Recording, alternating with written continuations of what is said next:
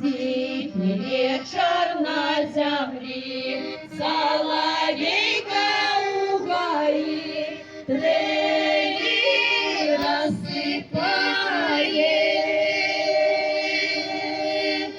Кая лето для воды, ходит хлопец молодых, девчину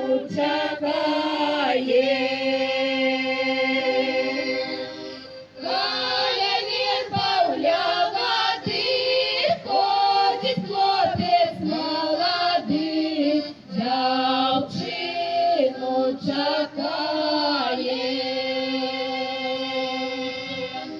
Став лучина над водой, под зеленою вербой, я мокрый настала.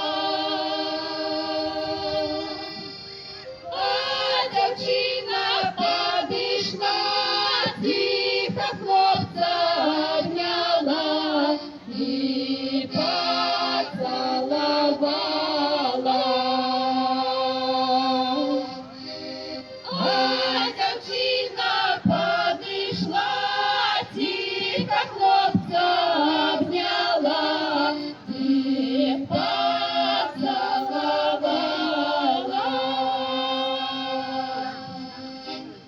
Счастье ж как было тогда, горя верба для воды, я черней порою.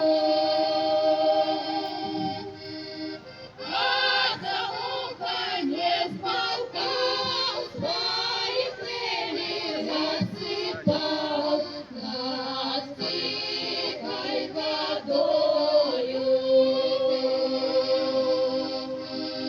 А соловка не смолкал, свои крылья рассыпал над тихой водой.